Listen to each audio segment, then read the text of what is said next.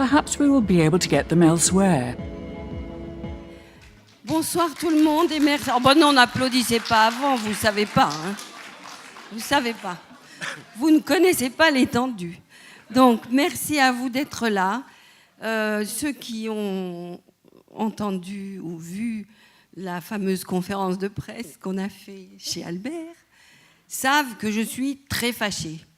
Donc, je suis très fâchée parce que cette année, je crois que c'est le pompon. Il y a dans la salle une ex-élue que je suis très contente de voir, Brigitte, et un élu municipal, Monsieur Jean-Charles Gauthier. Je les remercie d'être là, mais tout ça pour dire que depuis 12 ans qu'on fait ces rencontres qui me paraissent vraiment quelque chose de très bien, sinon on ne les ferait pas.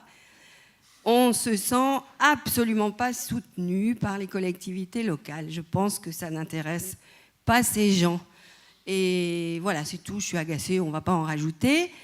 Vous savez tous que 2018, qui est une annus horribilis, je comprends les cheminots, mais ça tombe très mal pour nous, puisque le premier jour de grève, c'est aujourd'hui, et qu'aujourd'hui, nous aurions dû avoir 5 personnes qui arrivaient pour les rencontres. Donc, on remercie très fort les 3 qui sont arrivés hier avec un jour d'avance, très intelligemment, et qui, évidemment, vont un petit peu nous remplacer les absents. Ça, c'est pas de bol. Après, je veux quand même... j'ai préparé un petit papier pour les remerciements. Je voulais aussi dire, pour un certain nombre de gens qui sont dans la salle et qui, depuis, ont dû faire quelques recherches, que le titre de nos rencontres, Anthropocène, a fait très peur à un certain nombre de personnes qu'on rencontrait, qui disaient « mais qu'est-ce que c'est ?» tout. Ils n'allaient pas chercher, non, il fallait qu'on leur dise, c'est le mot qui fait peur. Donc j'espère qu'à la fin de cette semaine, ils seront renseignés. Il ne faut jamais avoir peur des mots, quoi. Il y a des choses dont on peut avoir peur. Il y aura beaucoup de changements, bien sûr, pour cause de grève. Et je laisse Gilles s'occuper de vous expliquer tout ça au fur et à mesure des soirées. Déjà ce soir, il y a du changement. On a de la chance, on a 3 intervenants, enfin 2, qui sont là pour une semaine, une qui a accepté d'arriver plus tôt. Enfin, il y a des gens super quand même. Alors, je veux remercier Gilles, le responsable de la programmation, Philippe qui est caché là-haut, qui s'occupe de toute la technique et qui est un peu tendu, Marine, que je ne vois pas, parce que Marine, qui est celle qui a fait l'affiche cette année et qui a exposé son œuvre, qui encore d'important... alors, la Ligue des oiseaux, la LPO, qui a affiché la Ligue des oiseaux, tous les oiseaux, qui ont mis ces panneaux qui sont des 2 côtés de l'auditorium. Et pour finir, comme d'habitude, Yvon et Martine, qui ont fait le buffet, ont servi le buffet et se tapent de replier les barnums pourris que nous louons fort cher, parce qu'en plus, il faut les démonter. Des fois, quelqu'un aurait vraiment envie de les voler cette nuit. Donc, on remercie Yvon et Martine qui sont en train de tout faire. Voilà. Pour ma part, j'en ai terminé. Tu peux me laisser allumer. Eh bien, merci Christine. On a oublié de remercier la présidente, parce que c'est elle, quand même, la présidente. Voilà, alors ça n'est pas seulement une affaire de famille, rassurez-vous. Je ne vais pas vous embêter très longtemps, mais vous allez me voir tous les soirs. Je suis le modérateur. Et c'est vrai, j'ai aussi fait ce programme, tenter de faire ce programme. Et je voudrais simplement essayer de dire de vous dire quel est le rapport entre ces rencontres et puis le thème de cette année. Tout le monde sait que des rencontres, c'est un peu compliqué à organiser et qu'on n'est jamais très sûr du résultat. Les tests, les négociations, les épreuves, les 10 rencontres précédentes que nous avons programmées en savent quelque chose. On n'est jamais tout à fait à la hauteur de nos espoirs et de nos rêves. Mais c'est vrai que cette année, c'est particulièrement gratiné, puisque donc 5 sur 12 intervenants ont dû renoncer à leur venue pendant cette semaine.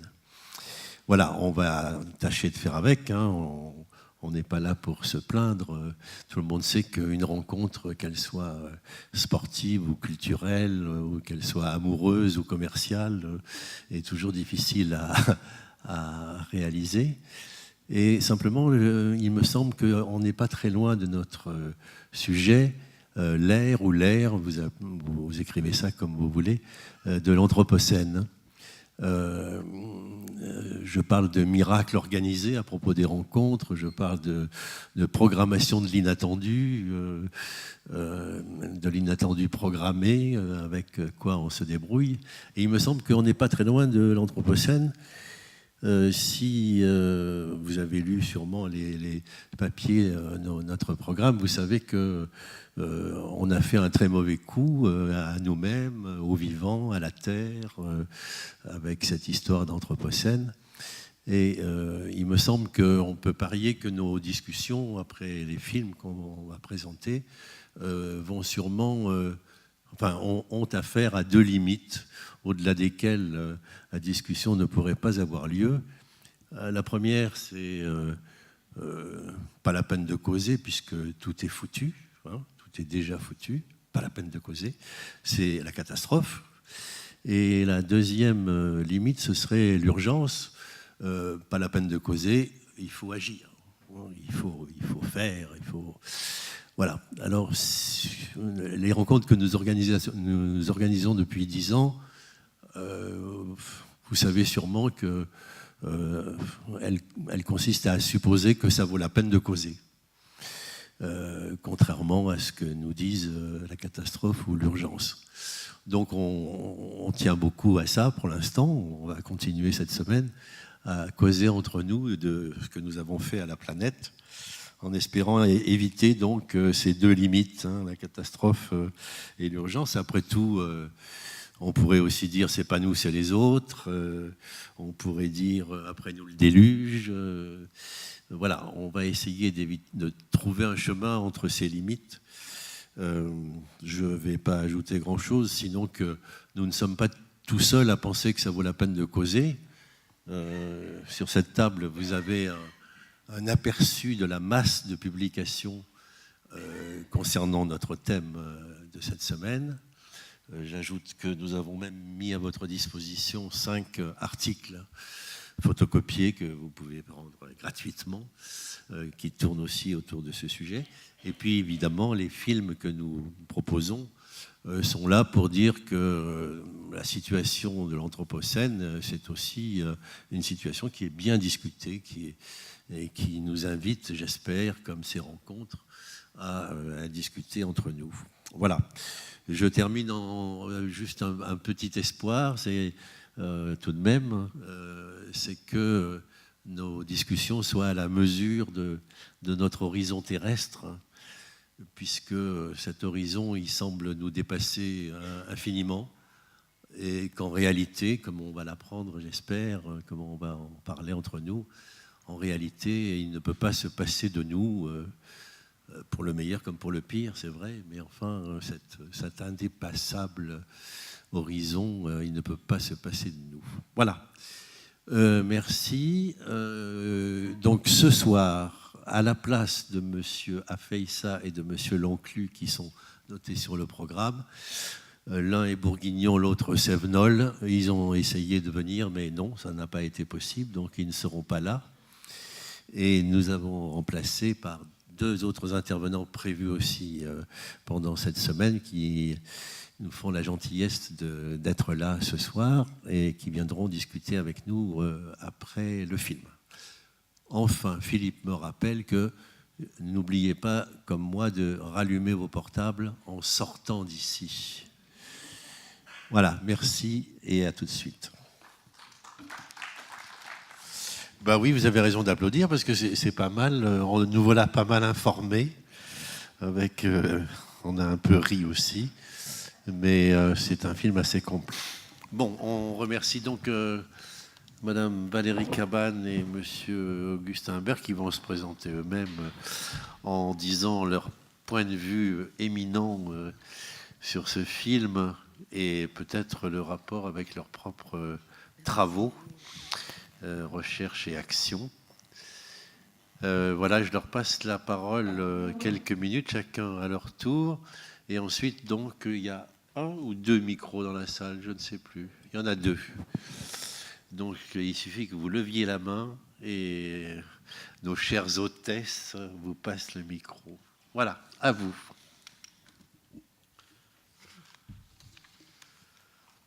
Bonsoir. Donc je me présente, c'est ça, d'abord? Oui. Ok. Je suis juriste internationale. J'ai passé une vingtaine d'années sur le terrain à diriger des programmes de solidarité internationale. Et puis, je me suis ensuite engagée dans une démarche plus juridique en me spécialisant dans les droits de l'homme. Et depuis maintenant une dizaine d'années, je plaide pour la reconnaissance des droits de la nature et la reconnaissance du crime d'écocide. Je vais vous en parler. De manière effectivement à proposer une des solutions possibles pour enrayer les dégâts causés par l'Anthropocène.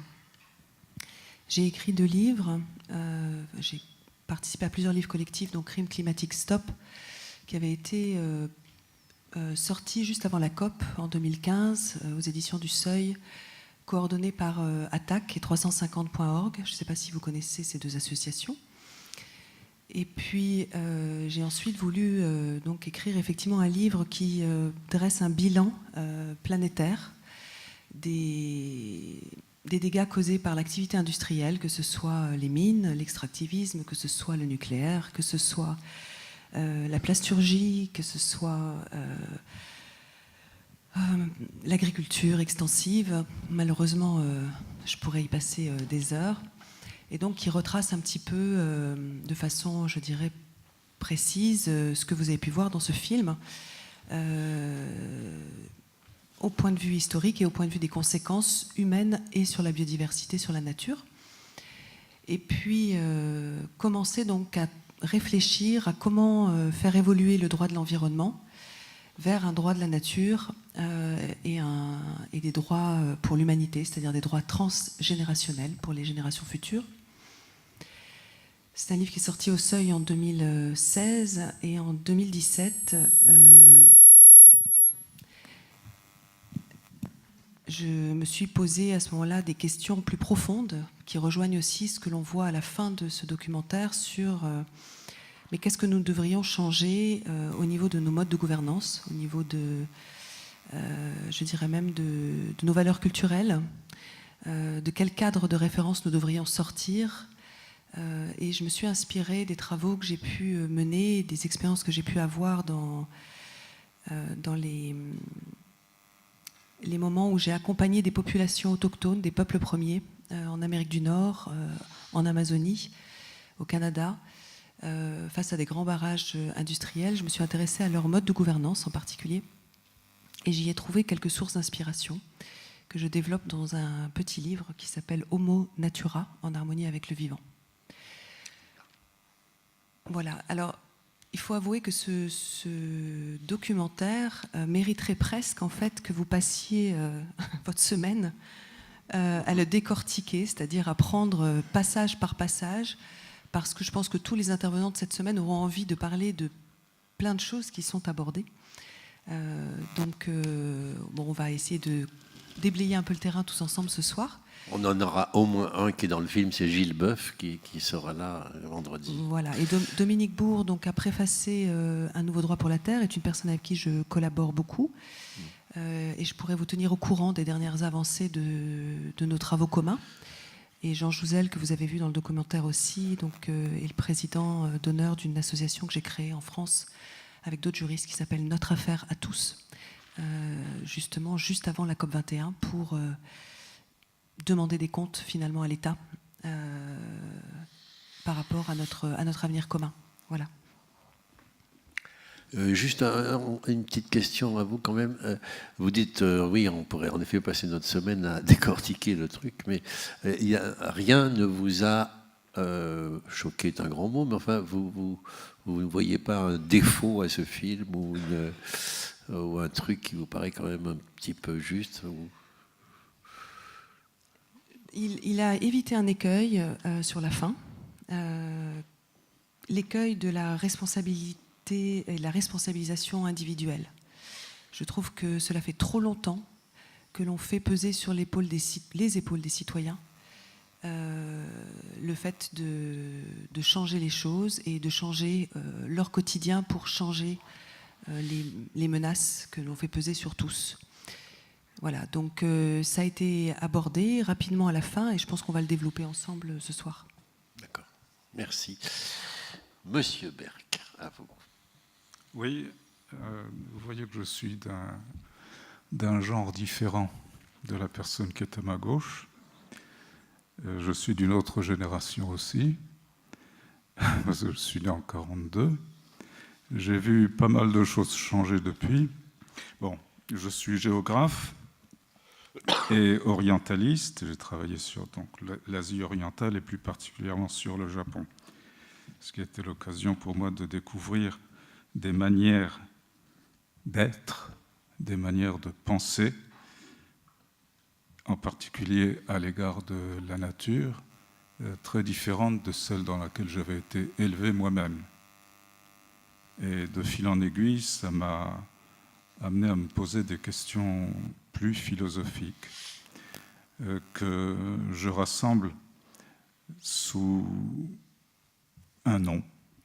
C'est pas vraiment une discipline, c'est une sorte de paradigme en cours de création dont l'idéal serait de remplacer le paradigme qui a guidé notre civilisation actuelle, qui a bien entendu des racines très lointaines, mais qui s'est pour l'essentiel quand même mis en place au XVIIe siècle.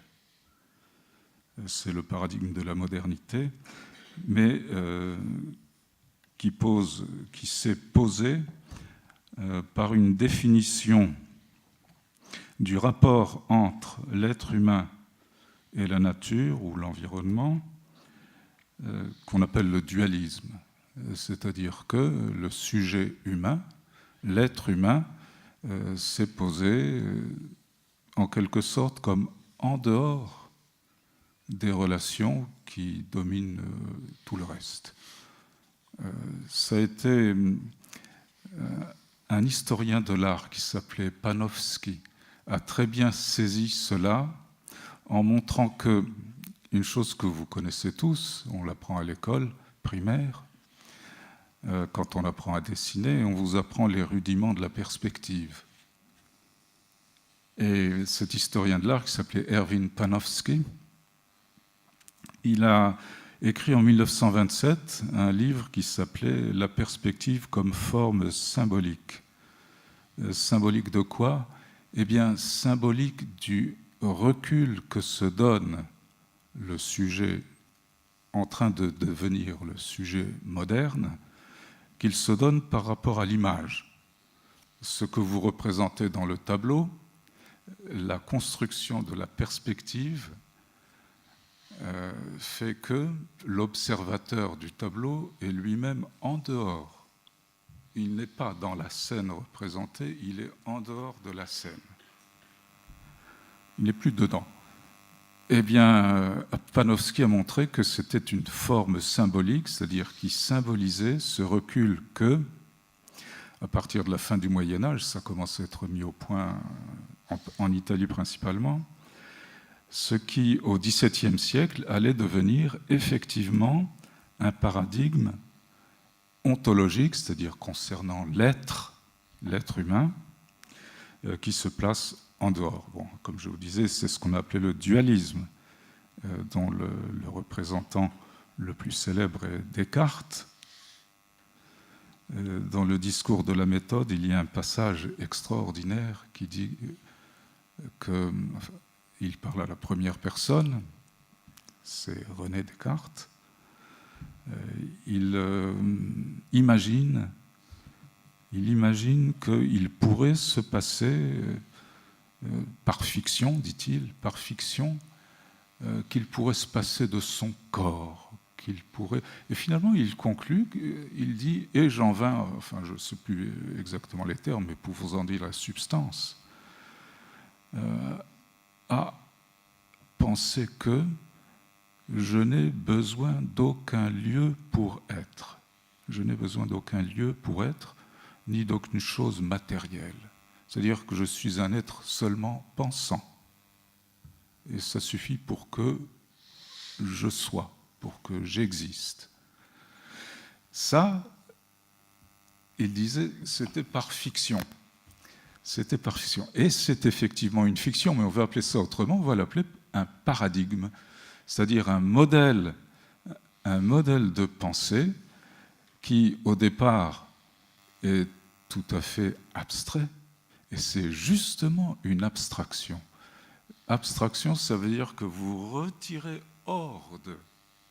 Vous n'êtes plus dedans, vous êtes en dehors de quelque chose. C'est-à-dire vous êtes en dehors des relations concrètes qui font que les choses vont ensemble, que notre être humain en l'occurrence, mais ça vaut en fait pour tous les êtres vivants, ils ne peuvent pas être justement sinon dans un tissu de relations qui ont été mises petit à petit en lumière par des disciplines nouvelles qui sont apparues au fur et à mesure, comme l'écologie, dont l'acte de naissance, le terme, c'est 1866. Mais il y avait un terme plus ancien, un peu plus ancien, qui a été proposé en 1848, quand a été créée la Société de biologie à Paris.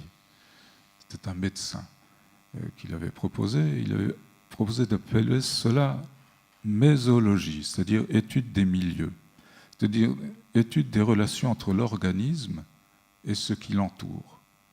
Et ça porte un nom très curieux, très ambivalent, comme vous le savez tous. Milieu, ça veut dire ce qui est à la fois au centre, et puis c'est aussi ce qui entoure. Par exemple, le milieu où vit un poisson, c'est l'eau, c'est tout ce qu'il y a autour. C'est difficile à penser logiquement. Eh bien, justement, vous ne pouvez pas le penser dans le mode, dans la logique qui a dominé notre civilisation depuis les Grecs, ça a été construit en particulier par Aristote.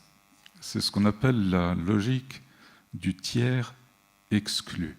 C'est-à-dire vous pouvez penser ou bien A, ou bien ce qui n'est pas A, c'est-à-dire non A, mais vous ne pouvez pas penser quelque chose qui serait ni A, ni non A, ou bien qui serait à la fois A et non A. Eh bien, en fait, dans la réalité concrète des milieux, aussi bien des milieux humains que des milieux pour toutes les autres espèces vivantes, eh bien, et en particulier c'est illustré par la biodiversité, parce que chacun de ces êtres, qu'ils soient individuels ou collectifs, individuel c'est un organisme, collectif c'est une espèce, voire toute la société biotique, ça c'est collectif, eh bien, chacun de ces êtres a un rapport spécifique, c'est un rapport avec espèce, n'est-ce pas, spécifique, avec ce qui l'entoure. Un rapport spécifique avec l'environnement, et justement, ce rapport spécifique va créer son milieu. Mais ça, dans le cadre du paradigme occidental, moderne, classique, c'est celui du XVIIe siècle, hein, il est classique, eh bien, ça ne peut pas être pensé parce que ça échappe justement au principe du tiers exclu. Alors, on aurait besoin, et c'est justement ce que vise la mésologie révisée au XXe siècle par un fameux biologiste germano-balte qui s'appelait Uexküll et un philosophe japonais qui s'appelait Watsuzi, qui ont mis en lumière justement cette spécificité des milieux, aussi bien des milieux humains, c'était le cas de Watsuzi, il étudiait des cultures humaines et leur rapport à l'environnement, et Uexküll, lui, a montré que chaque espèce vivante a un rapport particulier. C'est très difficile à penser, c'est même impossible à penser dans le cadre du paradigme occidental moderne classique. Voilà. Donc nous sommes placés devant la nécessité de dépasser ce paradigme en remettant en cause fondamentalement aussi bien notre ontologie, cette ontologie qui était illustrée par le cogito, le je pense, je suis cartésien, qui est dualiste, fondamentalement dualiste, et ce qui structure notre manière de penser, c'est-à-dire la logique de penser rationnellement, ce que nous pensons être rationnel, eh bien, il faut dépasser cela. Voilà. On a à dépasser la modernité. Ça n'est pas rien, vous voyez. On va en parler toute la semaine, j'espère. Merci beaucoup. Alors, je poserai un peu la même question, mais il y en a peut-être déjà dans la salle. Mais en effet, si y a tel philosophe au 19e, au début du 20e, en Europe ou au Japon, ont pensé ce que vous venez de dire si difficile à penser, c'est-à-dire ce milieu et non plus ce tiers exclu. Si je reviens au film, c'est encore plus inquiétant parce que ça veut dire qu'on a déjà les moyens de penser ça. Vous en êtes la preuve. Enfin, vous connaissez bien ces trucs-là. Et pourtant, nous faisons comme si ça nous tombait dessus tout soudain. Enfin, alors il y avait Madame Cabane a fait allusion au peuple premier. Dans le film, il y avait aussi quelques allusions à d'autres manières de faire. Mais tout de même, je m'interroge là-dessus, c'est que effectivement, cette affaire n'est pas si nouvelle que ça, et cela fait bien longtemps que, enfin, le perspectivisme et le cogito cartésien, même sous la prudence de la fiction, enfin, nous avons pris nos distances aussi avec ça. Enfin, comment ça se fait que tous ces braves gens ne nous ont pas davantage aidés à penser ce qui nous arrive maintenant. Non, je ne sais pas si c'est une question. À qui vous la posez? Oui, je ne sais pas. Alors, ces braves gens, ça dépend lesquels on parle. Si effectivement ils ont été élevés d'une part dans une culture judéo-chrétienne, ouais. Qui nous sommes, en tout cas sur certains versets, de dominer tout ce qui vit sur terre, tout ce qui rampe et tout ce qui vole, et qu'ils ont appris à réfléchir justement durant ce siècle des Lumières où on nous a proposé cette modernité, où on nous a demandé pour cela de tourner le dos aux sauvages. De tourner le dos finalement à ce que nous sommes biologiquement. Nous sommes des êtres naturels.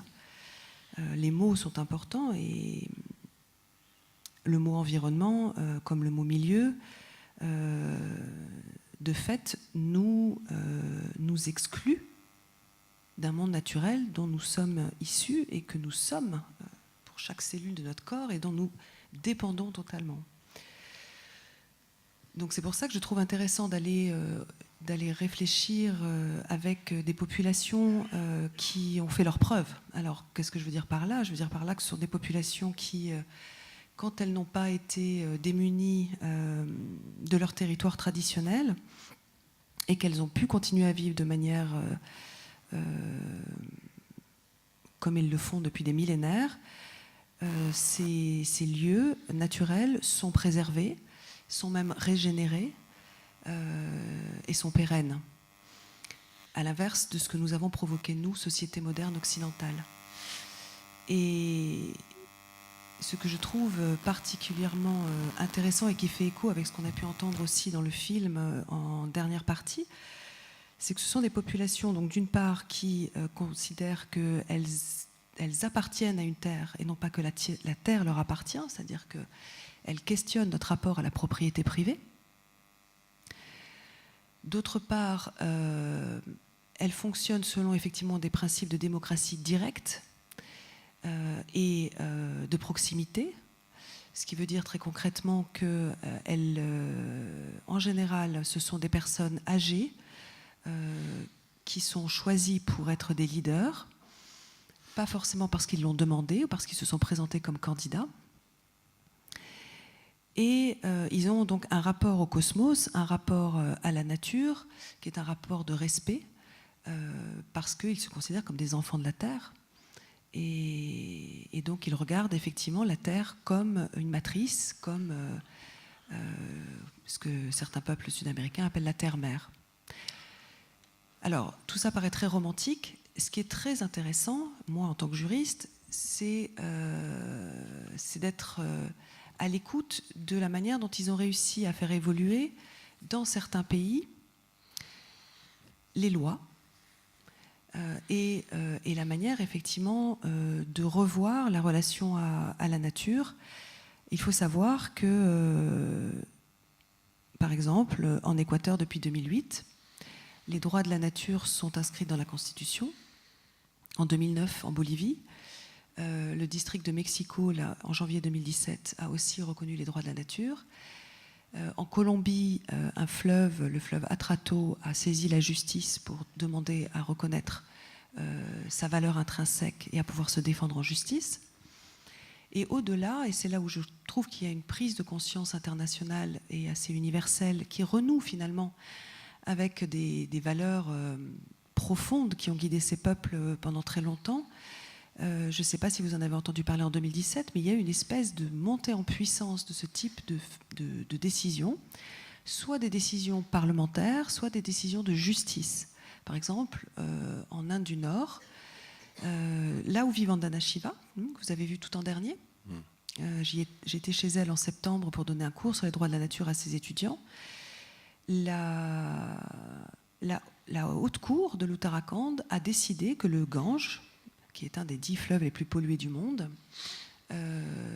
serait reconnu comme une entité vivante par la justice et pourrait défendre ses droits en justice, et a décidé quelques jours après donc, que son affluent de même, la Yamuna, que tous les glaciers, tous les écosystèmes himalayens, les prairies, les marais, les jungles, les forêts qui sont sur ce territoire pourraient défendre leur intérêt à exister, de manière justement à pouvoir trouver une parade en fait à l'inaction des politiques par rapport à la pollution et au changement climatique. Alors, je pourrais vous raconter plein d'autres cas tout à l'heure, mais voilà, ça c'est une première piste de réflexion. Ouais. Et puis juste une autre chose que je voulais vous dire très rapidement, que je ne parle pas le film, c'est important par rapport à ce qui venait d'être dit. C'est aussi comment dans nos sociétés actuellement, des choses sont en train de changer, par exemple en termes de démocratie participative. Il y a de plus en plus d'organisations, de plus en plus d'entreprises et même certaines collectivités qui décident effectivement de repenser la démocratie à leur échelle et de passer par des méthodes sans candidat, des méthodes sans vote.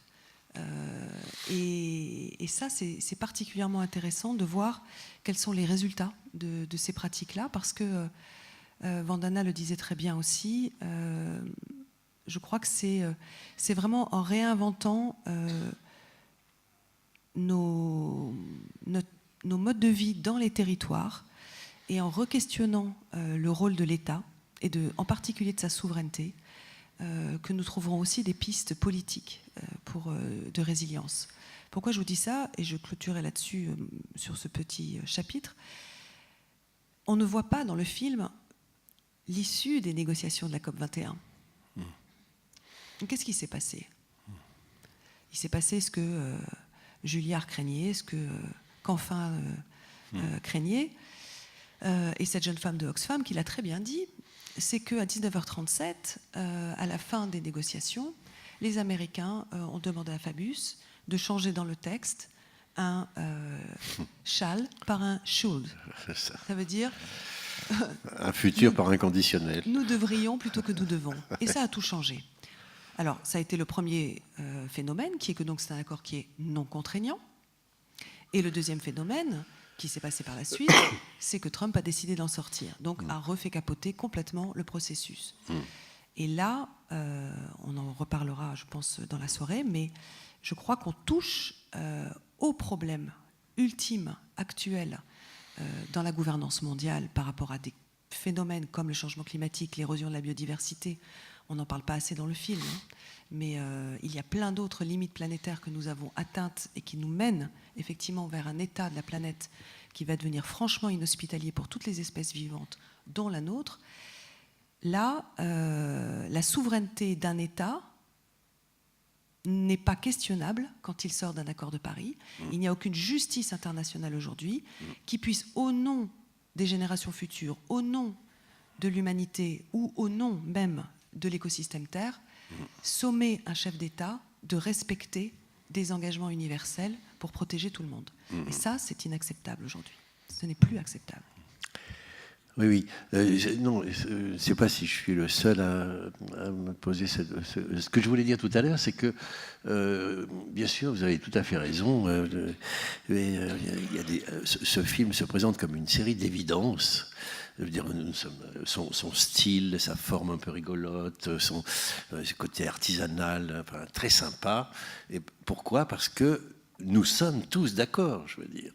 Et c'est d'autant plus... vous venez de nous apporter de l'eau à ce moulin en disant, mais les philosophes ont déjà dit, il y a un type qui cite Aristote aussi dans ce film, pas trop mal, mais bon, on peut toujours en discuter évidemment de ses références, mais cela fait longtemps, et aujourd'hui c'est toujours le cas, nous sommes tous d'accord, quoi. C'est vrai que Trump est un pauvre connard, il n'a rien compris, on est tous d'accord, vive la nature, et il ne faut pas dire nature ou environnement, enfin, il faut être beaucoup plus clair là-dessus, vive la mésologie, bien sûr, mais nous sommes tous d'accord, et moi ce qui me frappe, c'est que autant ce film me convient parfaitement, mais du coup je me dis, il me convient trop, parce que il me dit...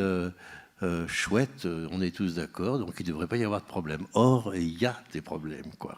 Et je me demande où ils sont exactement. Enfin, sauf alors peut-être à dire salopard de Trump et salopard des 90 entreprises dans le monde hein, qui sont responsables de la majorité de la pollution, etc. Enfin bon, il y a peut-être des tas de gens qui ont des tas de choses à dire dans la salle. Oui.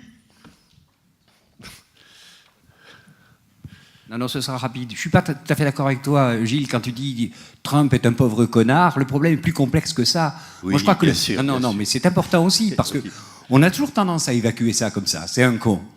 C'est plus qu'un con. C'est dangereux. Moi, je crois que le problème qui me frappe dans tout ce qui vient d'être dit, j'y reviens pas, c'est que le politique est mort.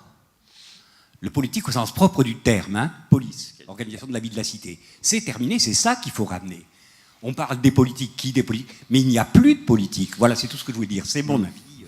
Alors juste pour ce pauvre Donald, en effet, qu'il ne faut pas trop accuser, c'est, l'un de nos invités qui, hélas, ne pourra pas venir, Bruno Latour, dit, bon, il ne dit pas c'est un connard, mais il dit, ce type est précieux parce qu'il dit exactement le contraire de ce qu'il faut faire, quoi. Et au fond, c'est pas mal d'avoir ça sous les yeux, c'est-à-dire on a un contre-modèle, quoi. Un type qui dit non, c'est pas nous, c'est les autres, et puis vous savez, ça fluctue, ça va, on va voir, enfin bon, bref, on a décidé de se passer complètement de la COP21, de sortir et des trucs, voilà. Donc, ok. Oui, enfin, en même temps, dans le film, on voit quand même pas mal de jeunes qui réagissent en disant c'est difficile de quitter notre confort. Oui. Et qui le disent, je veux dire. Et là, je crois que... Non, mais est-ce que c'est comme ça que le problème se pose donc?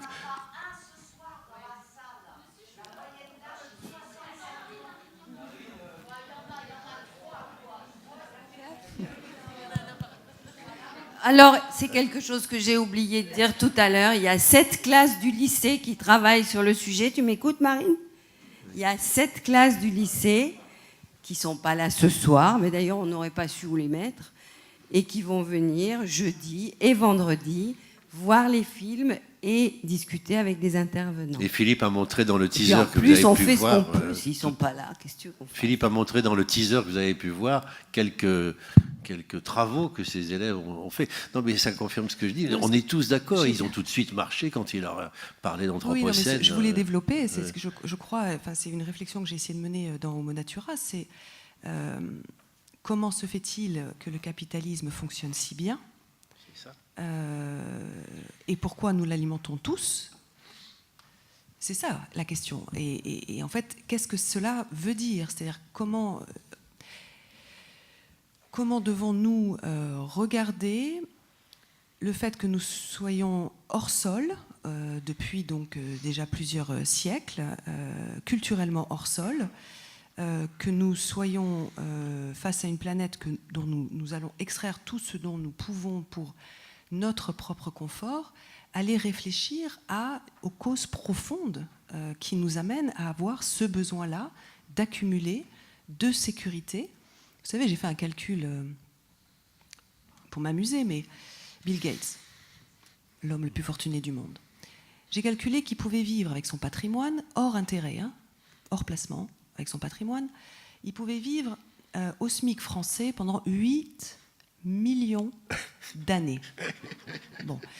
Alors, comment on en arrive à de tels délires, de telles absurdités, sachant que, et ça permettra de lancer un sujet, je pense qu'on a envie de lancer tous les deux, sachant que une grosse partie de son patrimoine, il l'investit dans quoi?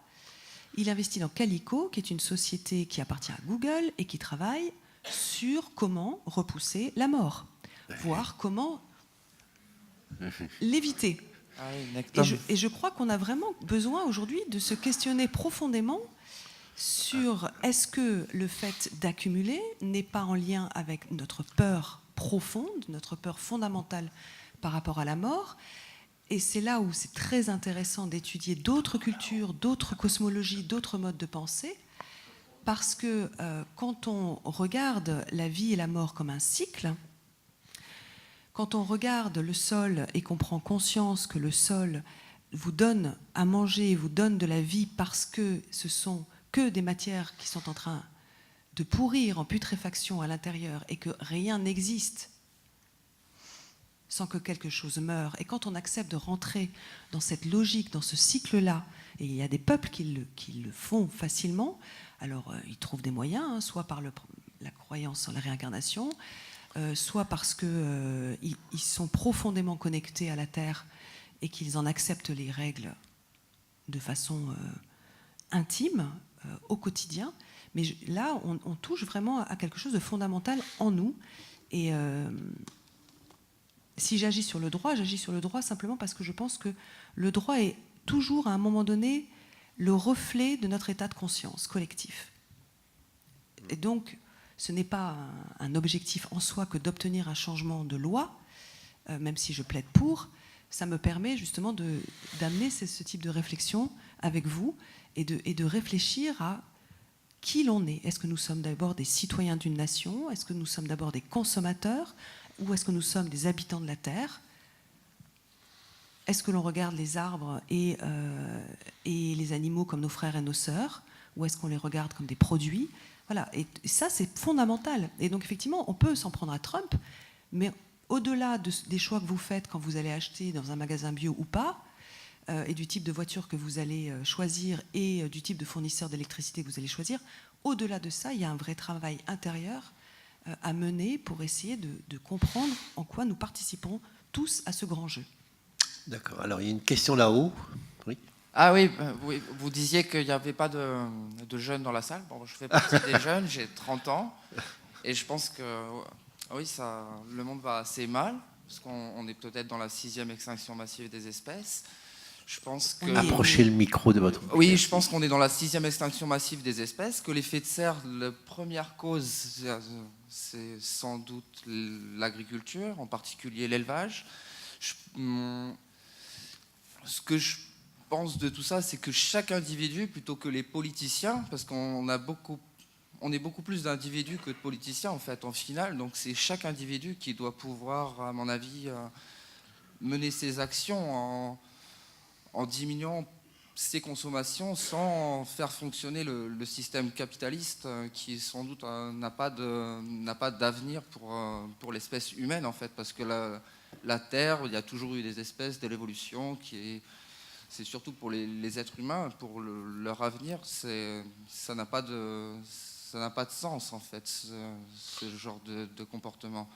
Il faut diminuer nos consommations, changer nos comportements afin d'avoir des impacts anthropiques qui soient moindres pour pouvoir essayer de vivre en adéquation et être en harmonie avec notre planète, notre environnement, développer tout ce qui est relations de partage. À mon avis, c'est peut-être dans ce domaine-là qu'il va falloir changer, parce que quand on regarde tous les grands politiciens, Trump, Poutine, Xi Jinping, l'autre en Corée, tous ceux qui sont en Orient, etc. Peut-être qu'ils sont sacrément, mais peut-être que chaque individu, je pense, a une part de responsabilité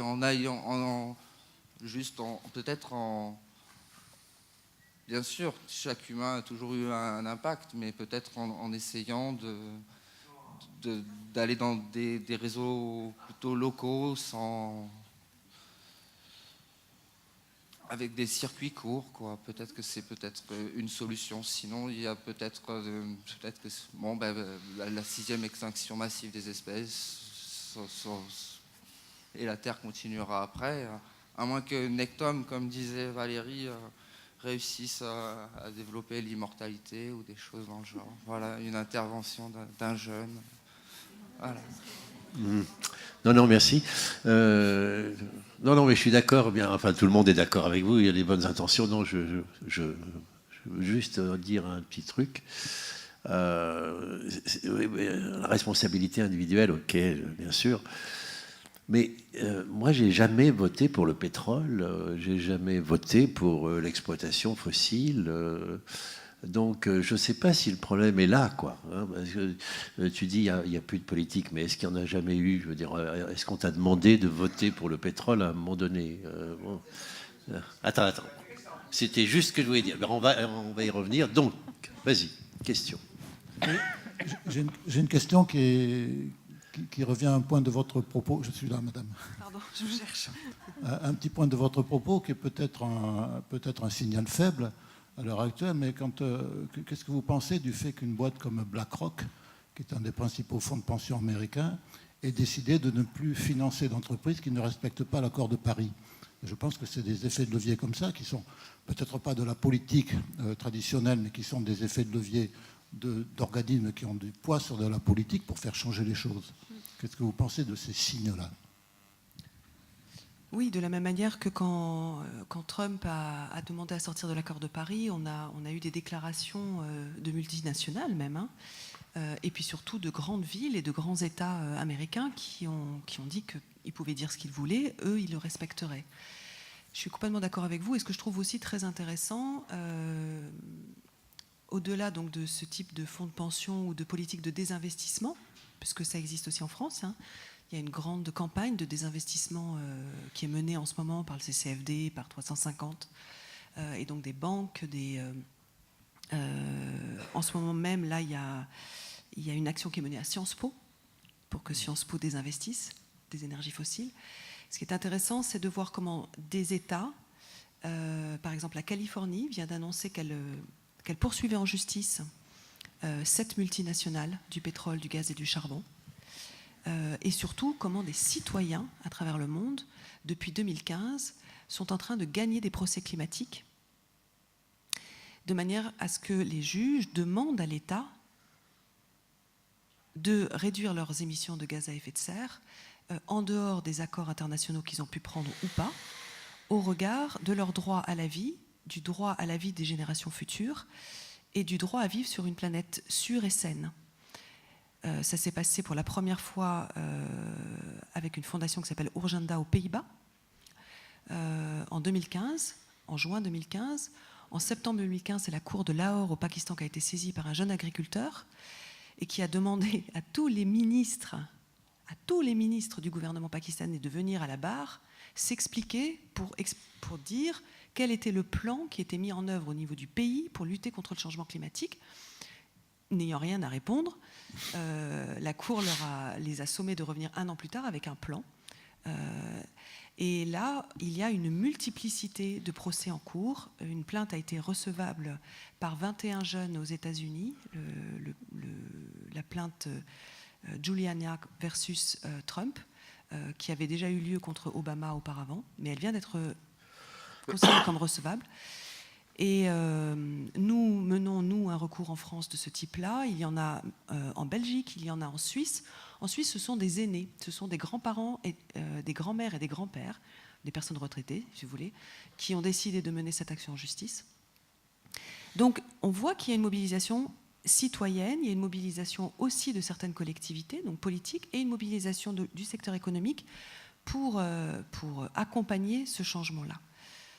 Mais comme je ne le trouve pas assez rapide par rapport aux enjeux, vous l'avez très bien dit, notre jeune homme de la salle, nous avons vraiment franchi de très nombreuses limites planétaires, et vous avez entendu ces 15 derniers jours les nouvelles absolument catastrophiques concernant l'érosion de la biodiversité.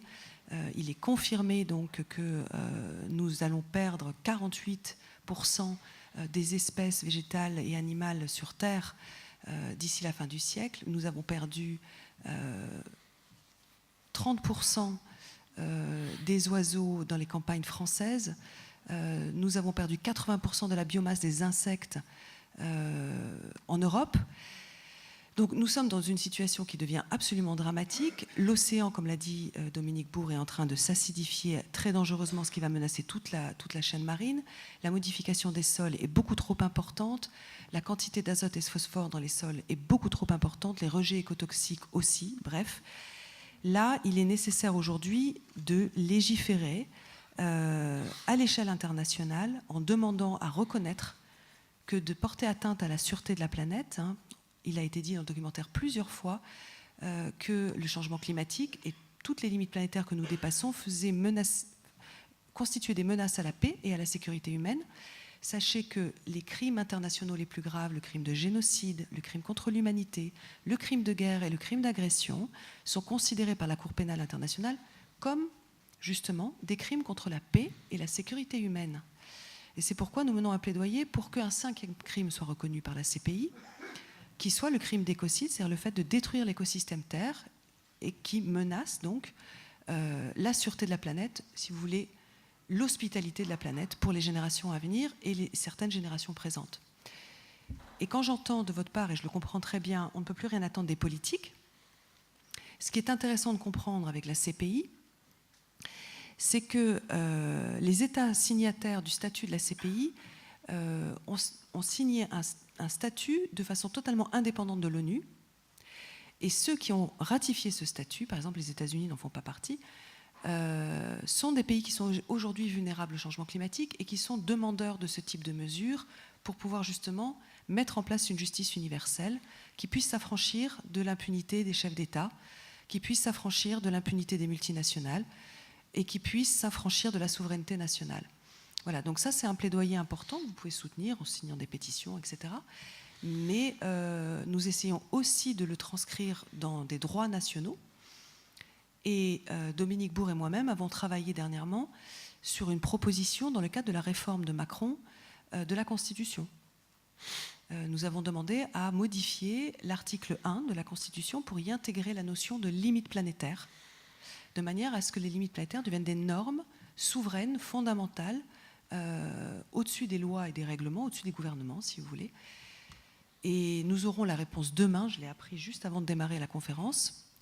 J'ai pas beaucoup d'espoir, mais c'est important de savoir que voilà, il y a des associations qui se sont associées à cela, donc la Fondation pour la Nature et l'Homme, Notre Affaire à tous, le WWF, Climate, etc., qui soutiennent ce type de proposition, parce qu'il est important aujourd'hui de réguler l'activité industrielle au regard des limites réelles de la planète, et donc de faire en sorte que l'économie soit assujettie aux droits humains, et ultimement que les droits humains soient reconnus dans le cadre d'une protection des droits de la nature. Voilà, c'est finalement une échelle des normes qui doit être renversée. Et il y a des moyens d'y arriver en passant soit par des États qui sont courageux, soit par directement la Cour pénale internationale. Okay. Il faudrait souligner tout de même, Oui. Il y a des questions qui paraissent plus brûlantes, par exemple dans le droit et dans la politique. Ça saute davantage aux yeux. Mais il faut avoir conscience que ça concerne tous les aspects de notre mode de vie, même les plus ordinaires. Par exemple, quand vous mangez des crevettes, vous aimez les crevettes, elles sont importées de pays qui sont, pour élever des crevettes, en train de détruire les mangroves qui protègent leurs côtes, qui va les rendre encore plus vulnérables devant la montée des océans, etc. Oui, ça, ce n'est qu'un détail. Mais de manière plus générale, c'est toute la, je disais, mode de vie. C'est tout notre habitat aussi qui est mis en cause par l'Anthropocène. Par exemple, ici, dans ce département, dans cette région, où beaucoup de gens habitent dans des maisons individuelles au sein de ce que vous appelez encore la nature, ça serait plutôt devant des paysages qui vous plaisent. Vous savez que c'est l'empreinte climatique, l'empreinte écologique la plus négative, c'est-à-dire il coûte beaucoup moins cher à la planète de vivre dans des villes surpeuplées que de cette manière. Bon, ça pose un énorme problème, parce que ça pose, comme je l'ai entendu tout à l'heure, certains à dire on va mettre les humains dans des villes et puis on va laisser le reste à la nature sauvage. Dit ainsi, ça a l'air absurde. Mais c'est quand même le genre de problème qui se pose. C'est pas moi qui le dis, hein, c'est Valérie Chansigo qui a dit ça sur France Inter lors d'une émission. Voilà. Je n'ai pas dit que c'est vous qui l'avez dit. Oui. Et puis, chaque domaine retentit sur les autres.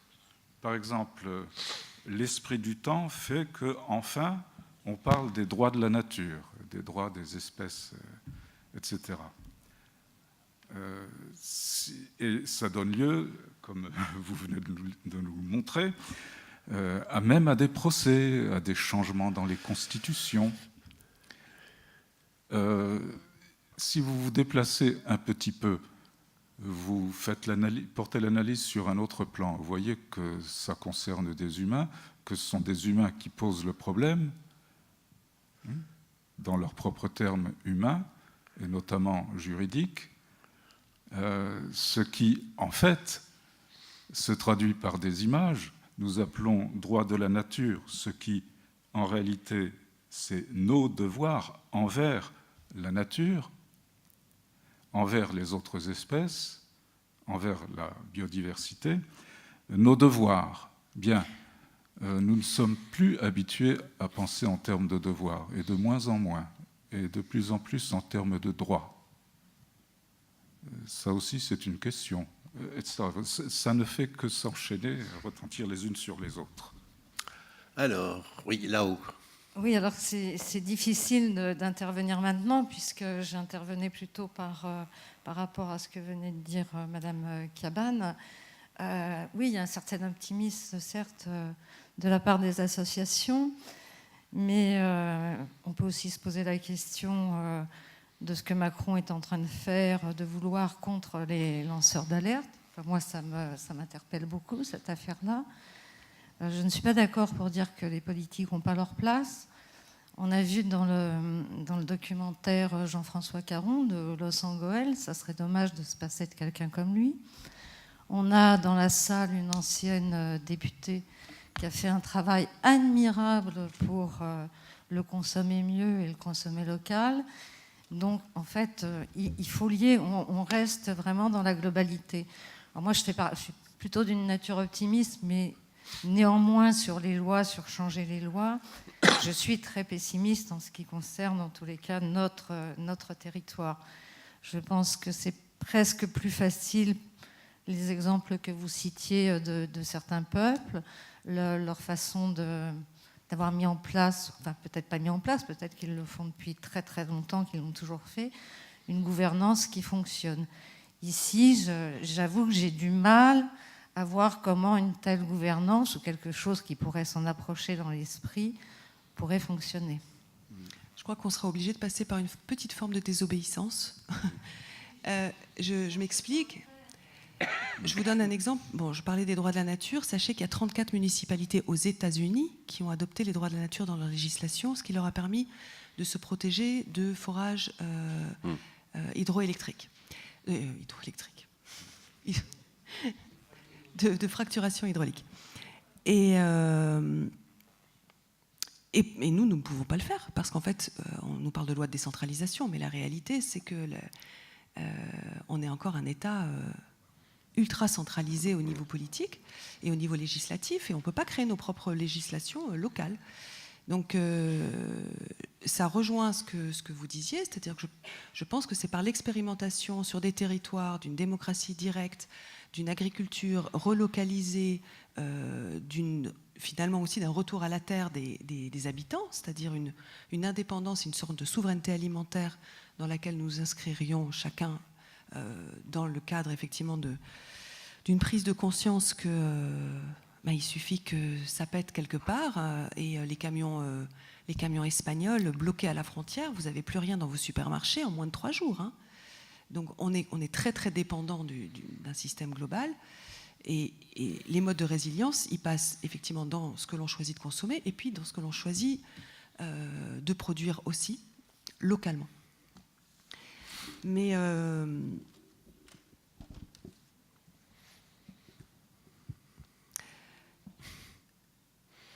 sachez qu'il y a quand même des astuces qui ont été faites en France qui sont assez marrantes. C'est que le préjudice écologique, vous en avez entendu parler.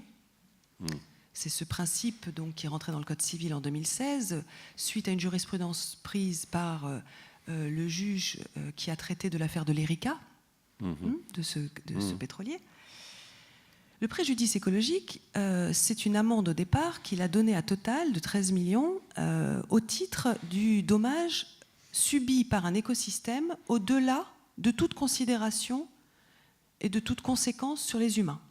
Ce qui est totalement... c'est une jurisprudence. Oui. C'est une jurisprudence, mais c'est totalement nouveau dans l'esprit du droit occidental. Le droit occidental est un droit anthropocentré.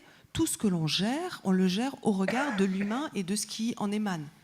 C'est-à-dire des entités morales comme les entreprises qui elles ont le droit d'avoir des droits. Hein. Entités totalement virtuelles, non pérennes, qui ont des droits. Le vivant, les écosystèmes n'en ont pas. Le préjudice écologique a permis, l'air de rien, de mettre dans le Code civil cette possibilité de reconnaître un dommage à un écosystème pour sa valeur intrinsèque.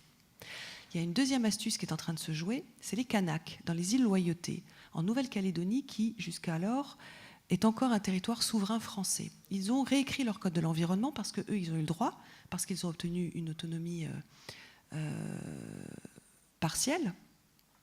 Et ils ont inscrit un article qui est le principe unitaire de vie. Et ils cherchent dans leur code de l'environnement à voir comment ils vont justement donner la personnalité juridique à des éléments naturels, dont des sites totémiques, etc., liés à leur culture. Si en novembre 2018, au référendum, ils décident de rester français, on va être obligé d'inscrire dans le code civil français le principe unitaire de vie.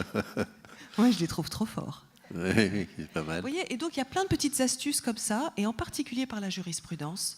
C'est pour ça que c'est important de saisir les juges, parce que les juges sont, comme vous, aussi conscients de ce qui est en train de se jouer, sont démunis face aux règles et aux lois qui peuvent parfois être insuffisantes pour régler ces problématiques-là. Et donc quand ils sont saisis, quand on choisit bien sa juridiction, ils sont capables de créer une jurisprudence qui fait avancer les choses. Et c'est pour ça qu'en ce qui concerne le climat, il y a de plus en plus, par exemple, effectivement, de procès climatiques portés par des citoyens. Oui, il ne faut pas croire à la fatalité. Je veux dire, le droit est inventif, le marché est inventif, chacun de nous est inventif.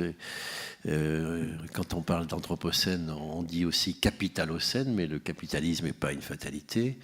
Et on parle aussi de... Alors c'est Gilles Clément, là, qui ne viendra pas, hélas, mais qui parle de stupidocène, lui. Et au fond, oui, vous dites que nous il sommes n'est pas tous... écrit d'avance qu'on soit tous stupides, quand même. Tous Alors, à toi, inventifs, Fifi. vous oubliez une Ah personne. oui, pardon. Vous oubliez de dire que la nature est inventive. Oui, bien sûr. Et la nature n'a jamais cessé de se réinventer C'est ça. elle-même. C'est ça.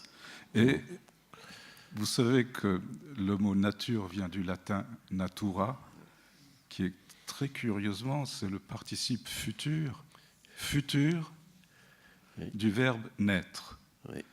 Donc natura, ça veut dire celle qui est Toujours à à naître. naître. Oui. Et elle est toujours à naître. Alors il faut le prendre dans deux sens. D'une part, ça veut dire que pour tout être, chacun d'entre vous, chacun, chacune, et puis notre espèce et les autres espèces, chacun, chacune a sa propre nature. Il faut accepter cela. On est en train, justement, on est en train de commencer à le comprendre. Et puis aussi, deuxièmement, que la nature saura toujours se réinventer elle-même. Alors je reviens sur une chose que vous avez dite au début. L'être humain, certes, il est naturel. Il est naturel, mais justement dans la mesure où la nature se réinvente, où il y a toujours émergence de nouveaux êtres. Et en ce sens-là, la nature qui est un mouvement, elle ne doit surtout pas être considérée comme un objet statique. Et on l'a beaucoup considéré comme cela. Dans ce mouvement, nous participons nous-mêmes, mais dans ce mouvement même, nous dépassons la nature. Et ce qui fait que ça remet totalement en cause la notion même de nature en tant qu'opposée à l'artifice, le naturel, l'artificiel, parce que notre espèce elle-même, elle s'est en partie créée elle-même. C'est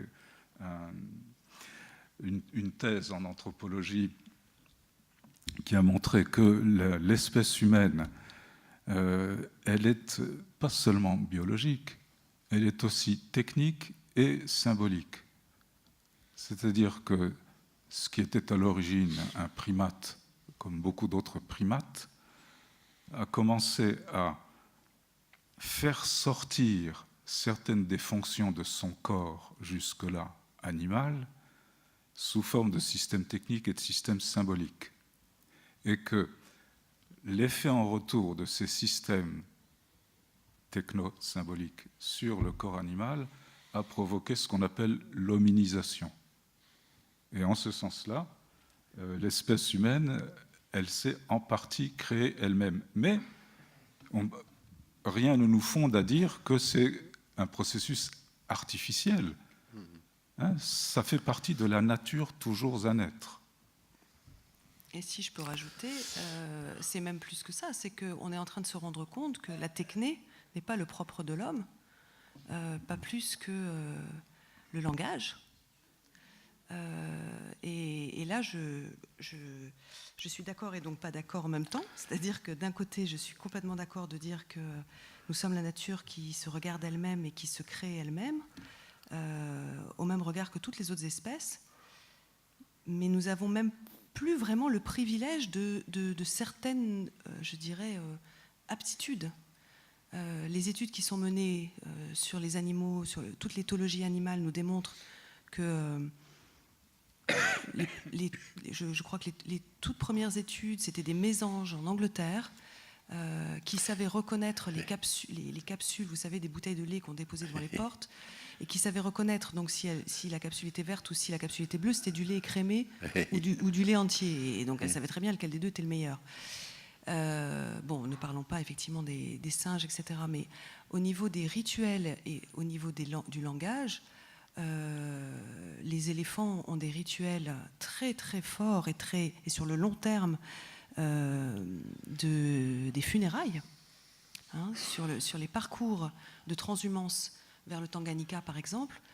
En les étudiant sur de longues années, on s'est rendu compte que quand une matriarche ou un patriarche meurt sur le parcours, il y a déjà toute une cérémonie, et l'année d'après, il s'arrête et il rejoue une cérémonie, comme les grandes funérailles en Afrique de l'Ouest, un an après les petites funérailles. Ils ont une mémoire d'éléphant, c'est normal. Ils ont une mémoire d'éléphant, mais ils ont donc le sens des funérailles, ils ont le sens du rituel. Oui. Voilà. Et puis au niveau du langage, vous avez dû voir aussi toutes ces études qui nous démontrent aujourd'hui que les plantes communiquent les arbres communiquent entre eux, que les plantes sont en fait une espèce de cerveau, des neurones sur tout leur corps, et réagissent véritablement à ce qui peut se passer à l'extérieur. Des études ont été menées sur des crevettes, justement, ébouillantées dans une pièce, et le signal électrique qu'a émis les plantes dans la pièce à côté s'est activé à partir du moment où les crevettes ont commencé à être ébouillantées. Donc, en plus, je veux dire, il y a une connivence interespèce de ce qui peut se passer. Les arbres au Japon, certains arbres ont un rayonnement, une production donc électrique beaucoup plus importante 3-4 jours avant les tremblements de terre. Donc ils sentent des choses qu'on ne sent pas aussi, et ils le communiquent entre eux. Bon, enfin, je vais pas je veux juste dire que je trouve qu'on est encore à l'aube, finalement. On a eu, vous disiez tout à l'heure, mais toutes ces têtes pensantes, mais moi j'ai l'impression qu'on n'a pas, il y a plein de choses qu'on n'a pas encore compris. Mais c'est ça, là, on est toujours un être. Et je trouverais intéressant qu'on re-questionne vraiment le monde dans une vision écosystémique, c'est-à-dire où on se replace comme un écosystème parmi des écosystèmes, et que l'on re-questionne nos rapports à la nature et à la culture sous cet angle-là, de manière à mon avis, reconnaître que nous ne sommes que, effectivement, la nature, et que la culture est une manifestation de la nature, que la techné est une manifestation de la nature, que la parole est une manifestation de la nature. Je voudrais prendre la parole, justement. Eh ben, vas-y. Après, je passerai le micro à Nicolas, parce qu'il l'a demandé, et peut-être que si on prend 2 questions, ça permettra de faire tourner un petit peu la discussion.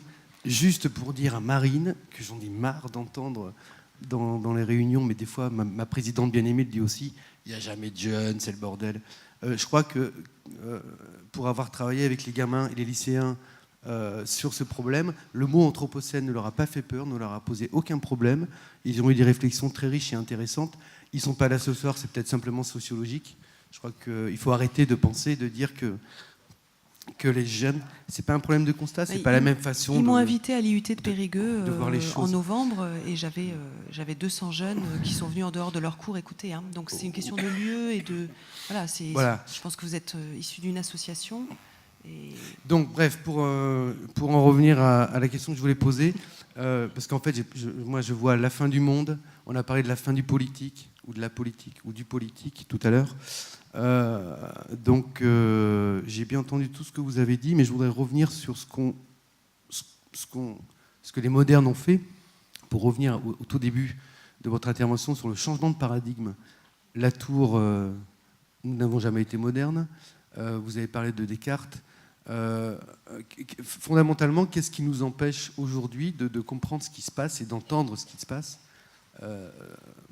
Vous avez dit qu'avec la perspective, l'arrivée de la perspective nous avait jeté en dehors, et donc il faudrait revenir. Alors, en fait, en quoi les modernes nous empêchent, ou la rationalité ou le rationalisme nous empêche aujourd'hui de comprendre ce qui se passe, même si on a des artifices jurisprudentiels, s'il y a des expérimentations qui existent, parce qu'en fait, on le voit dans le film, et Gilles le disait, on est tous d'accord, on comprend ce qui se passe, mais c'est comme si on n'entendait pas, on ne raisonnait pas par rapport à ce qui se passait. Donc en quoi les modernes nous empêchent de penser ça ? Et comme le disait Gilles Boeuf, non, c'était Dominique Bourg, peut-être parce que nos sens ne perçoivent pas les conséquences du réchauffement climatique. Est-ce que c'est ça ? Mais en même temps, avant les modernes, avant le changement de perspective, quand il n'y avait pas de perspective et que les tableaux, les peintures au Moyen-Âge étaient sans perspective, la Terre était plate et on pensait que c'était le Soleil qui tournait autour de la Terre. La Terre est toujours plate. Hein. Oui, non mais d'accord. Mais qu'est-ce qui fait que les modernes, nous, les penseurs, depuis les Lumières, nous empêchent de penser, c'est ce que vous disiez, nous empêchent de comprendre ou de penser l'Anthropocène ? C'était ma question. C'est un peu long d'ailleurs. Alors, entre le moment où des artistes, parce que c'est très souvent l'art qui le premier sent des choses et les exprime symboliquement, puis un stade où les philosophes mettent ça en règles de pensée, en concepts, etc., puis le moment où à peu près tout le monde se met à penser comme ça et à agir dans ce sens-là, il peut se passer des siècles. Par exemple, un exemple tout à fait concret, donc je vous avais donné celui de la perspective. Vers la fin du Moyen-Âge, ça se met en place, ça symbolise ce qui va se passer en philosophie, en ontologie, 3 siècles plus tard, au XVIIe siècle. La modernité se met en place. Le mouvement moderne en architecture, c'est au XXe siècle que ça se passe. Et c'est-à-dire encore 3 siècles plus tard, que l'on va se mettre à agir vraiment matériellement sur la surface de la Terre, avec par exemple un concept comme l'espace universel. Les architectes ont commencé à en parler au XXe siècle. Mais l'espace absolu de Newton, c'était 3 siècles avant. Seulement, voilà, ça se met à prendre une expression concrète dans le monde de notre vie quotidienne, parce que ça va enfanter, par exemple, ces formes géométriques qui sont les mêmes partout sur toute la Terre. Voilà. C'est-à-dire, on a déconcrétisé, mais ça a pris 3 siècles. Et plus, si vous remontez jusqu'aux origines de la chose, vous pouvez remonter jusqu'à la Bible, à Moïse sur le mont Horeb et tout ça. Voilà. L'histoire est très longue. Et c'est ça qui est inquiétant. C'est que, certes, à peu près dans tous les domaines de l'activité humaine, vous avez déjà des gens qui savent ce qu'il ne faut plus faire et ce qu'il conviendrait plutôt de faire. Mais avant que la masse, que la réalité change vraiment, ça peut prendre encore... Mais heureusement, les choses vont plus vite qu'autrefois. Alors, ça peut changer plus vite quand même.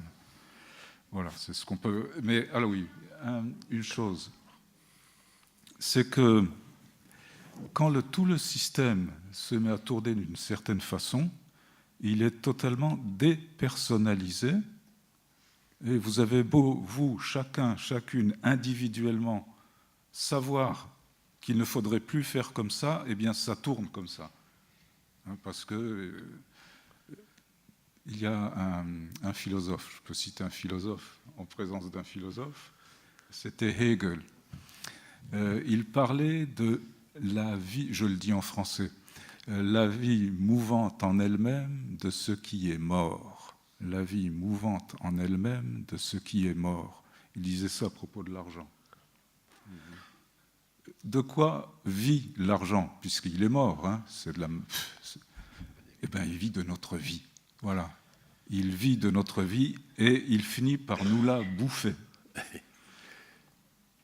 On a appelé ça, des philosophes plus récents, par exemple Michel Foucault, a parlé de dispositif. Eh bien, un dispositif, c'est quelque chose qui n'est pas vivant, mais qui va disposer les vivants à se conduire d'une certaine manière dont ils ne sont pas maîtres, du moins pas maîtres consciemment. Voilà. Eh bien, nous autres vivants, nous avons à prendre conscience de ces choses-là. Pour en prendre conscience, eh bien, il faut s'éduquer, c'est le rôle des éducateurs, comme vous, comme moi ou d'autres. Et puis, arriver, en prenant conscience, finalement, ça va créer d'autres dispositifs et qui, espérons-le, fonctionneront mieux pour un plus grand respect de la vie. Parce que, fondamentalement, c'est la vie qui est en jeu. Et la modernité, qu'a-t-elle fait? Eh bien, il y a eu un mouvement de réduction au plus simple. On a réduit, ou on a tendu à réduire l'humain au biologique et à réduire le biologique à une mécanique purement matérielle. Parce que c'est plus simple. Alors que le mouvement même de la nature est allé vers de plus en plus de complexité. Donc c'était exactement contraire au cours de la nature, et en particulier au mouvement de la vie. Alors on a beaucoup à réfléchir sur la vie, et un exemple qui a été donné tout à l'heure par le trentenaire de notre équipée, il a évoqué l'agriculture. Et c'est vrai que l'agriculture devenue industrielle, l'industrie, c'est de la mécanique pour produire de la quantité. Eh bien ça, la vie, elle produit de la qualité.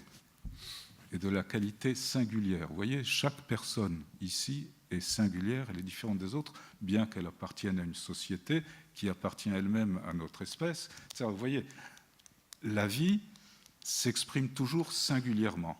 Or, la mécanique ne supporte pas la singularité. La mécanique, il faut que ça se répète à l'identique indéfiniment, sinon ça cale. Vous voyez, ce genre de principes très généraux que dont nous avons à prendre conscience. Oui.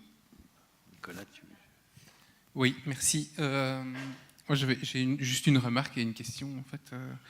Donc, par rapport au film, je trouve que le film est assez exemplaire sur une citation, mais j'ai oublié l'auteur de la citation, donc je m'excuse envers lui, devant vous, qui est qu'il est plus facile d'imaginer la fin du monde que la fin du système dans lequel on vit. En fait. Voilà, en l'occurrence, la fin du capitalisme, mais en fait, ça va plus loin que simplement la fin du capitalisme. Mais on se rend compte à quel point on est terrifié. On imagine très bien ce que c'est que la fin du monde, la catastrophe. On a beaucoup plus facile à imaginer ça qu'à imaginer qu'on pourrait sortir du système dans lequel on est. On ne sait pas quoi faire. Donc ça, c'est quand même... ça, c'était une remarque. Et j'embraye sur cette remarque-là, sur la remarque sur Trump et sur le fait qu'on soit tous d'accord. D'abord, je ne pense pas qu'on est tous d'accord. D'ailleurs, si Trump est élu, c'est qu'on n'est sans doute pas tous d'accord, sinon il ne serait pas élu. Et alors, sur le fait que Trump ne fait pas de politique, je ne pense pas du tout qu'il ne fasse pas de politique. Je pense qu'il fait de la politique. Il fait vraiment tout à fait de la politique. Et ce que Gilles disait, Bruno Latour parle effectivement de Trump en disant il est le bon exemple de ce qu'il ne faut absolument pas faire. Bon, ça, c'est une chose. Mais ce que signifie Trump, c'est qu'en fait, il n'y a pas de monde commun. C'est-à-dire qu'il fait de la politique, mais tout le film est traversé par l'idée qu'en fait, on ne comprend pas, parce que ce serait l'intérêt commun de faire quelque chose. Oui, mais ça, je suis d'accord avec vous, hein, mais je veux dire, dans un autre sens... Mais oui, mais ça n'a pas forcément la vie commune. Oui, non, mais voilà, ça c'est la différence. Mais donc, non, mais Trump, il administre sa ville en disant il n'y a pas de monde commun. Il n'y a pas de monde commun avec les autres. C'est nous versus les autres. Oui, mais il faut quand même se rendre compte que c'est une version particulière d'une manière d'administrer une ville. Enfin, une police, donc c'est un État en l'occurrence, ou 52 États, mais je veux dire, ce qui est sous sa juridiction, disons. Et ce qu'il signe, c'est ça, c'est qu'en fait, pour lui, c'est pas. Et en fait, Bush, je crois que Latour cite aussi Bush père en disant, il avait dit, le mode de vie américain n'est pas négociable. Oui. C'est ça, c'est qu'en fait, nous, on ne négociera pas certaines choses. Et donc ça, c'est quand même très important, enfin, je crois. Alors, une autre chose qui me paraît intéressante dans le film, c'est aussi dans la difficulté qu'on a à penser, c'est ça continue sur le même point, mais c'est que, en fait, on est tout le temps renvoyé soit à de l'individuel, et Valérie Cabane l'a bien dit, le film évite l'écueil de c'est la faute des individus, c'est nous qui, en achetant une voiture, on vote, économiquement, on vote pour le pétrole, c'est ça, ou c'est l'État. Et en fait, alors on dit de temps en temps, on va se mettre ensemble pour faire pression, mais se mettre ensemble pour faire pression, c'est pas gérer en commun des choses. Et donc ça, je crois que, et c'est ça ma question en fait à tous les deux, c'est moi je connais pas votre travail, mais dans les systèmes juridiques que vous avez rencontrés dans d'autres pays, est-ce qu'il y a des formes intermédiaires en fait qui ne sont pas ni l'individu en groupe de pression, mais qui retourne chacun à ses affaires, ou on délègue tout à un État. Parce qu'on entend bien qu'en fait, c'est tous des niveaux intermédiaires qui sont en jeu ici. Alors je crois que ça va plus loin que simplement le niveau politique ou juridique. Enfin, c'est déjà important, mais je pense que ça va aussi sur la conception même des individus. C'est-à-dire, quand on parle de commun, en fait, on ne parle pas de collectif. Gérer quelque chose en commun, c'est pas simplement se mettre ensemble pour un intérêt, mais c'est qu'en fait, on hérite collectif, en commun, de quelque chose qu'on doit gérer. Et je crois que, pour ce que j'en ai compris, ça demande aussi d'avoir certains droits de gestion. Ça veut dire que c'est ni l'État qui s'en occupe, ni les individus, mais c'est une collectivité, mais qui du coup demande des prérogatives particulières. Et donc je crois que ça touche vraiment à à la conception de l'individu dans une totalité qui est l'État. Un philosophe français te dirait, mais ça s'appelle le communisme. Non, alors justement. Je ne crois pas, justement. Si je peux rebondir. C'est pas ça ma proposition. C'est vraiment une thématique sur laquelle j'ai essayé de travailler. La grande différence, le manifeste de 1947 pose le fait que la propriété privée est tout à fait tolérable. Elle est même promue. C'est la gestion collective des propriétés collectives qui est demandée. Mais le principe de propriété n'est absolument pas remis en question par le collectivisme et par le communisme. La différence avec effectivement ces peuples au niveau de leur gouvernance, c'est donc qu'ils ont un rapport à la terre qui est un rapport d'usufruit. Donc les terres ne leur appartiennent pas.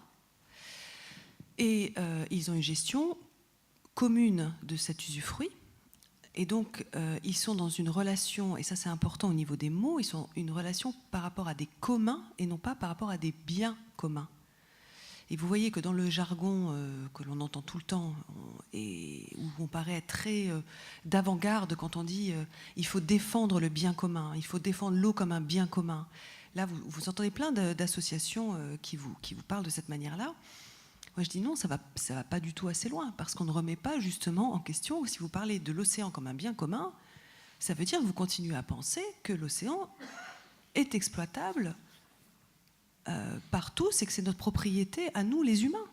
Et c'est vraiment, alors on parlait de changement de paradigme, c'est vraiment un changement de paradigme dans la vision que l'on a de l'écosystème terrestre et de ses sous-écosystèmes.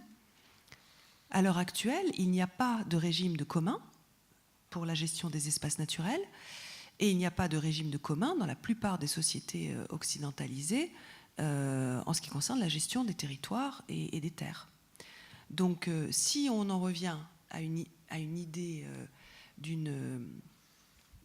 d'un collectif qui soit petit, qui soit souverain sur un territoire, mais dont il ne serait pas propriétaire, mais usufruitier. Et l'État peut-être, à ce moment-là, en revenant finalement à un rôle extrêmement simple, qui est de garantir l'équité et les droits fondamentaux, et de ne plus être dans une dynamique, effectivement, de VRP et de collusion d'intérêts avec l'économique. Si l'État accepter aussi de perdre sa souveraineté et cette vision que l'on a de la propriété privée, qui est quand même un des fondements de notre société. Hein. Là, on va loin quand on dit ça. Hein. C'est-à-dire qu'on remet en question la propriété privée, et comme Thomas Piketty aussi le disait, et qu'est-ce qu'on fait de l'héritage, du lien de filiation? Est-ce qu'on n'a pas, nous, simplement par le biais que l'on profite de ce système d'héritage, on ne se met pas directement d'office à la naissance dans une situation d'inégalité de fait? Alors on parle des inégalités dans le monde, on parle des inégalités de salaire, mais là il y a une inégalité flagrante dont on est tous complices. Donc il faut sortir d'une vision communiste pour revenir à effectivement une vision où on serait des gardiens de la terre, si vous voulez. Ça c'est un terme qu'utilisent souvent les peuples premiers, bon, on peut l'aimer ou pas, mais en tout cas des usufruitiers, et où il pourrait y avoir une gouvernance collective pour qu'elle soit équitable. C'est-à-dire que soit ce sont des familles, et là, peut-être que quelqu'un va commencer à me dire « oui, mais on va être trop nombreux, comment on va faire ?» Alors moi, je ne suis pas d'accord. Vandana Shiva et bien d'autres ont prouvé qu'avec une agriculture écologique, on pouvait nourrir tout le monde, sans compter que si je suis cynique, vu ce qui nous attend, malheureusement, il y avoir une grande partie de certaines populations vulnérables qui risquent de disparaître. Non, on n'est pas trop nombreux et on pourrait très bien redistribuer effectivement les terres agricoles pour que ce soit des familles ou des producteurs locaux qui produisent la nourriture des populations locales. Voilà. Mais ça, c'est effectivement un changement total de paradigme. Alors, sur le commun... Oui, à l'époque médiévale, il y avait aussi des territoires en France qui étaient considérés comme des communs. Oui, donc le mot même de commun, il a plusieurs sens, comme vous le savez, mais deux principaux. l'un que vous venez d'évoquer, qui a été évoqué ici maintenant aussi. Et puis il y a aussi commun au sens que ça n'est pas extraordinaire. Donc comme c'est tellement banal, on n'en a pas conscience.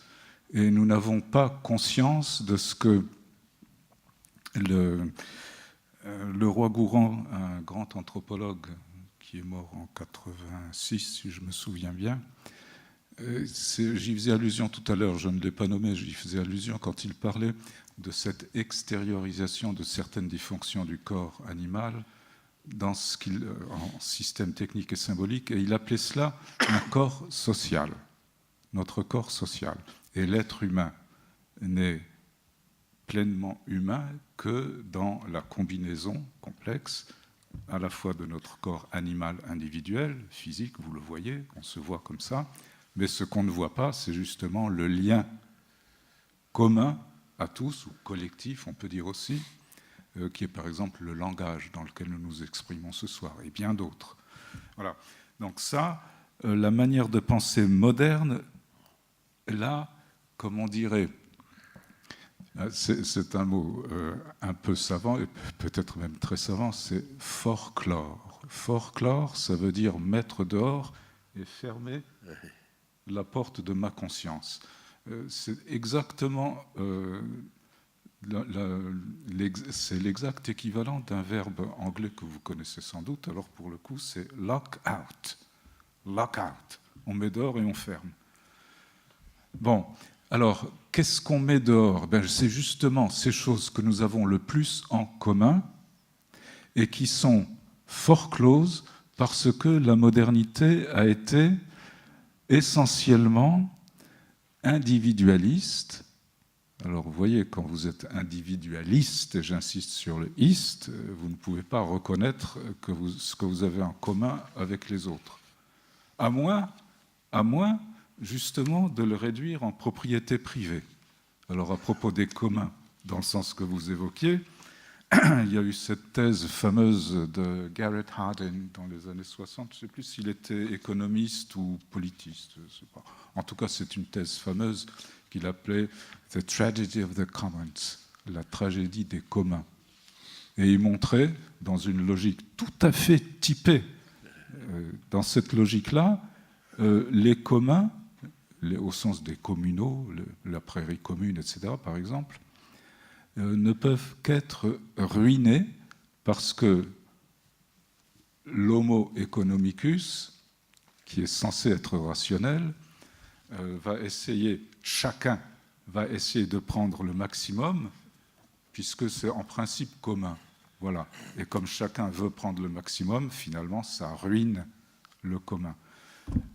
Mais ça, c'est donc une manière tout à fait typée, une manière qui, par exemple, a dominé depuis le Moyen-Âge, on peut dire, une certaine partie du monde occidental et plus particulièrement le monde anglo-saxon, ce que les philosophes du Moyen-Âge appelaient le nominalisme.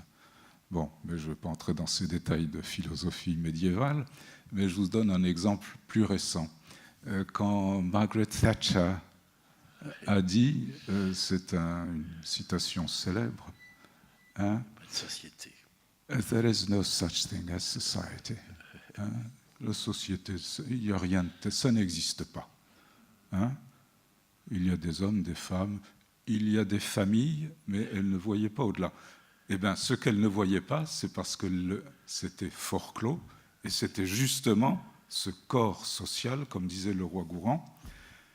Donc ça touche vraiment à nos manières fondamentales de penser. Ça fait partie du problème. C'est entre autres un problème juridique. Par exemple, qu'est-ce que entre le privé et le public, qu'est-ce que vous mettez en tant que juriste aujourd'hui? Aujourd'hui, les communs s'appellent des res nullius. Oui, des choses de personne. Des choses sans droit et qui appartiennent à personne. Alors, elles n'appartiennent à personne, mais ça veut dire quoi en fait? Ça veut dire qu'elles appartiennent à tout le monde. Et donc on peut les exploiter comme on veut. Et c'est exactement, je parlais de l'océan, ce qui se passe dans l'océan, surpêche, forage, etc. Parce qu'on peut utiliser l'océan comme on veut. En revanche, une rivière res nullius, vous prenez, ou un lac, vous prenez une bouteille en plastique, vous la remplissez, là, vous avez une propriété privée que vous pouvez vendre. Et puis on fait ça maintenant pour l'air. Hein. Je connais des Bretonnes qui mettent ça dans des boîtes de conserve. Hein.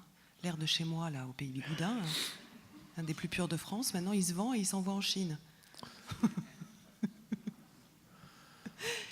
Voilà, mais c'est juste pour montrer l'absurdité, effectivement, de ce cadre de référence dans lequel on est et qu'on ne re-questionne plus, mais qui pose vraiment souci aujourd'hui. Très bien. Alors Oui. que les anthropologues et les historiens nous montrent que ça fonctionnait de manière durable Bien sûr. dans d'autres sociétés et pendant des millénaires, et que c'est nous, modernes, et qui ne savons plus le faire fonctionner. Les stupides, c'est nous. Oui, tu voulais dire... Oui, je voulais revenir un petit peu au titre de cette soirée, qui est l'Anthropocène, un lieu commun, et puis aussi faire une allusion à ce que tu as dit tout à l'heure, c'est-à-dire que, comme l'a dit un auteur, l'Anthropocène, c'est le fauné du Capitalocène. Hein, et depuis quelques jours, j'ai feuilleté un certain nombre de ces livres qui sont là, et j'ai relevé quelques citations très pragmatiques quand même, hein, parce que les faits sont les faits et les faits sont têtus.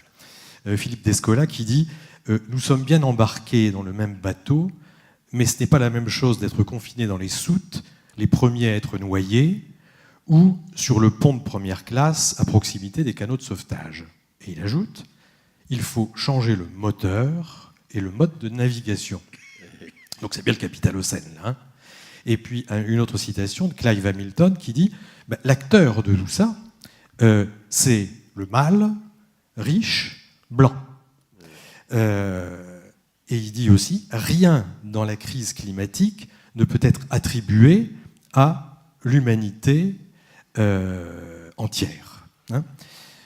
Et d'ailleurs, nous sommes des Homo sapiens, et l'Homo sapiens, c'est 193 000 ans de migration et de lutte pour la survie, suivi de 7000 ans d'agriculture et de civilisation, de 300 ans, vous l'avez dit, d'industrie, et de 60 ans de croissance effrénée au cours desquels nous avons battu en brèche les limites naturelles de notre planète. Et donc, on est bien dans le Capitalocène, et non pas... voilà, c'est les petits colibris dans leur coin depuis des centaines d'années qui sont la cause de tout ça. Hein. Et Okay. il ajoute, les répercussions de l'Anthropocène, entre guillemets, sont plus lourdes à supporter par les pauvres, y compris les pauvres des pays riches. Qu'est-ce que vous pensez de ces citations ? Ils sont d'accord, bien entendu. Oui, j'ajouterais quand même, vous l'avez très bien dit, il y a 7000 ans, et j'aimerais bien qu'on se questionne aussi là-dessus, il y a 7000 ans, nous avons arrêté les migrations, nous avons arrêté quoi ? La nomadité. La plupart des peuples autochtones dont nous parlons depuis tout à l'heure sont des peuples en général nomades ou semi-nomades. Et la propriété privée est aussi née de notre sédentarisation et de l'agriculture. Et c'est intéressant de voir que c'est aussi à partir de cette époque que l'on a des marqueurs de violence sur des ossements qui n'existaient pas avant. C'est-à-dire que la guerre, la violence, n'est pas innée chez nous. Elle est née de cet esprit, effectivement, de prédation et d'appropriation et de clôture et de eux et de nous. De eux et de nous. Et l'État-nation est l'ultime expression de ce qui est eux et de ce qui est nous. Comme par hasard, les migrations vont recommencer dardard. Et les migrations recommencent, ben oui. Mais voilà, donc c'est Capitalocène, mais c'est aussi, et l'Anthropocène, on l'a dit à aucun moment, ni dans le film, ni entre nous, le premier marqueur de l'Anthropocène, c'est quand même 521 essais atomiques et la bombe H d'Hiroshima et Nagasaki. Donc c'est aussi... On en parle demain. Voilà. Comme ça fera une transition, mais c'est le capital et la guerre. Hein. Ouais. Et si on doit encore chercher la racine de tout ça, je pense qu'on a des questions à se poser sur la... Oui, il ne faut quand même pas tout concentrer sur les dernières décennies de la modernité, parce que pendant l'Holocène, et non pas l'Anthropocène, il se trouve que les plus grands mammifères terrestres dans des proportions qui peuvent aller jusqu'à plus de 70%, ont disparu. Du fait de qui, devinez? Du fait de nos ancêtres en train de devenir Homo sapiens, mais qui n'est pas encore. Pas tous. Voilà. Donc, il y a eu des concurrences. Alors, un fait tout à fait intéressant, c'est que c'est en Afrique qu'il subsiste encore le plus de grands mammifères terrestres. Et ça serait dû, selon une interprétation assez répandue, au fait que l'humanité étant née justement en Afrique, il y a eu une accoutumance interspécique qui fait que toutes ces espèces ont réussi plus ou moins à cohabiter, alors que dans les autres parties du monde où Homo sapiens, cette fois-ci, a immigré, là, c'est moins bien passé. Voilà. Et ça a été encore plus marqué dans les zones où il est arrivé en dernier, comme les Amériques. L'Holocène a duré 117 000 ans. Nous, on a été vachement plus vite, là, depuis 1970. Bien, merci à tous. Merci à la pluie qui nous a bien accompagnés aussi ce soir. Et à demain, si vous le voulez bien, comme on dit. Merci.